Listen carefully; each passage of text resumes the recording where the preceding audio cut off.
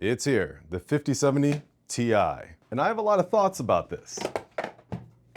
That is the 9800X3D. I use this in all of my benchmarks for the 5070 Ti because this is the best gaming CPU out there, and everything I did was in 4K. So there's kind of an interesting conundrum about that because it's 4K gaming, therefore the CPU almost doesn't matter, but it's the 9800X3D, so it's the best gaming CPU out there. That's a whole nother video series. But this 5070 Ti, we have a lot to talk about. First up, the test bench. 96 gigs of Kingston Fury DDR5 RAM. This is at 6,400 megatransfers at a 1-to-1 ratio. If you're not familiar with what that is, there's a whole memory clock thing. If you go over 6,000, you go to 2-to-1 instead of 1-to-1 and you slow down. I have a whole video on that as well. 1-to-1, that's ideal. And the motherboard is the MSI Godlike. Yes, it's serious. Before we go any further, I do want to talk about its size. It does look very slim, but compared to the 5080 and the 5090, it is thicker, actually, so keep that in mind. Roughly a 2.5 slot design. This easily fits in every small form factor I can think of. And in terms of the length, it's roughly the same as the 5080 and 5090. Now, ASUS is known for using their GPU Tweak 3 software. It's very good, very robust, lots of options, so we'll do a separate video on that. But the cooling for this has been interesting. They're actually using a phase change type of cooling solution. So it's not quite thermal paste, it's not really a thermal pad, it's like the best of both worlds. And this has been a quiet GPU on continuous full load because of their very interesting cooling solution. This has 3 DisplayPort 2.1B ports. That's ultra high bitrate 20, which is incredibly fast. Basically, it's 4K 480 hertz per port. And the bottom port is HDMI 2.1B, which is also 4K 480 hertz, but it also has variable refresh rate and some other really cool features. And ASUS is calling this GPU heatsink design their max contact design. And it's really supposed to increase contact by about 5% for enhanced heat spreading and just cooling capabilities overall. But now that you know all of that, let's get to the numbers. And of course, we can't thoroughly benchmark the ASUS Prime RTX 5070 Ti without TimeSpy Extreme. This definitely presses the GPU. 99% utilization. We're at about 60 FPS in this scene, and the temperatures are definitely in check. While once again, I have to mention, the GPU is very nice and quiet. For TimeSpy Extreme, the RTX 4090 is actually performing 28% better than the 5070 Ti. The RTX 4080 performs about 4% better than the 5070 Ti. Now, comparing the 5070 Ti to the 5080 is very interesting because it's 17% better, but then overclocked, the 5080 is 23% better than the 5070 Ti. That 5080 just has a lot of room for overclocking. In this particular benchmark, the 3090 is actually about 26% slower than the 5070 Ti though. I'm showing this 3090 TimeSpy Extreme because it does pair with the 5950X very well. That was pretty common when the 3090 was out. This is the PCIe Express test. The ASUS Prime 5070 Ti scores exactly the same as the NVIDIA GeForce RTX 5080. This is the NVIDIA DLSS benchmark in 3D Mark, and it runs 2 different styles, on and off for DLSS. The first part of this was with DLSS off, and this is with DLSS on. Very interesting. Notice the FPS as well as the GPU utilization. And here you'll see the 5080 is about 14% faster with DLSS off and 12% faster with DLSS on. Those are both very high frame rates with DLSS 4 on. And this is at 4K with frame gen at 4x. This benchmark is Speedway. It's a ray tracing style of benchmark, and it gives a lot of great detail. The ASUS Prime 5070 Ti is at 99% utilization, 78 FPS roughly in this scene, with 65 degrees Celsius being the temperatures. I'm very impressed by the noise levels from this GPU.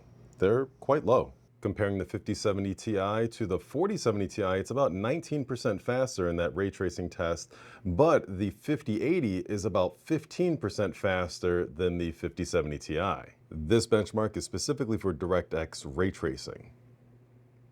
And the 5070 Ti gets about an 11% bump over the 4070 Ti Super. For those that use Blender, Monster and Classroom benchmarks are about 3 to 4% better on the 5070 Ti versus the 4070 Ti Super, with junk shot being about 10% faster on the 5070 Ti. DaVinci Resolve is the main productivity app that I utilize on a daily basis, and so I thoroughly tested it with the ASUS Prime RTX 5070 Ti. Now for the DaVinci Resolve benchmarks, the long GOP score, which is very common for video editing, is about 25% better than the 4070 Ti Super. And then the GPU effects score, that's about 20% better on the 5070 Ti. This is very interesting in terms of that jump in performance, 40 series versus 50 series. Now, when it comes to DLSS, this is something that you are going to have to play around with in your own games. This is Cyberpunk 2077, and this is kind of interesting because you can go with DLSS multi-frame generation, 2x, 3x, 4x. You're going to have to find out what you actually like. Do you like crispiness? Do you like higher FPS? It's kind of a balancing act that you, in particular, will have to find on your own. Now, this is the benchmark for Cyberpunk 2077, and this does have the DLSS by 4 on, and this is hammering the GPU, 99% utilization, frame rate is 104 FPS, but this is very different than actually playing in the game. If you have these settings in game, it's a bit more kind of sticky, rubber bandy, not as precise for like a first-person shooter, but for riding around town, this is actually kind of nice and very pretty.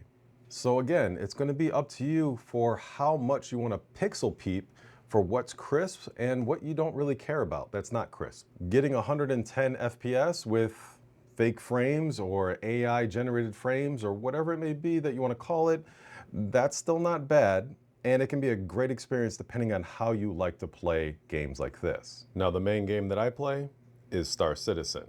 And this is a great way to understand how well your system will actually perform with a particular piece of hardware.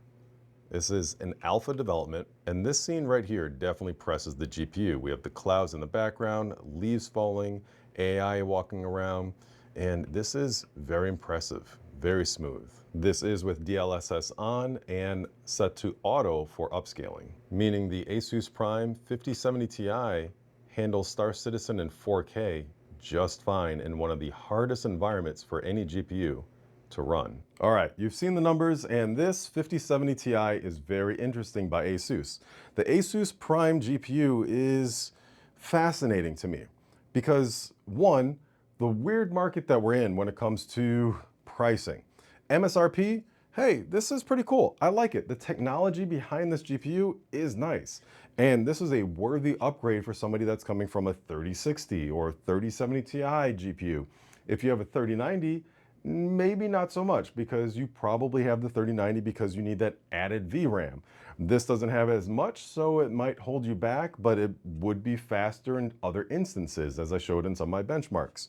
So that's kind of a unique niche case right there, but a solid upgrade from a 3060 or a 3070 Ti. In terms of where this stacks in the 50 series, obviously we still have more 50 series GPUs to come, but this performs very nicely in terms of comparing it to a 5080 for less money. I think people will be hard pressed to tell the difference if you have this in a PC and a 5080 in a PC, unless you're doing some, hardcore video editing, or some really, really demanding 4K gaming, which there's not all that much out there that this can't handle. You'll be really hard pressed to tell the difference between this and a 5080. So if you can find this at MSRP, I'm giving this a thumbs up. So I hope this information was helpful on the ASUS Prime RTX 5070 Ti. We have a lot more videos to come because more GPUs are coming and more testing is on the way. So stay tuned for that. Feel free to hit the like and follow and subscribe buttons because there's a lot of work that went into this and we have a lot more work to do. So thank you for watching. I'm Terrence, aka The Poets, and I will see you in the next one. Peace.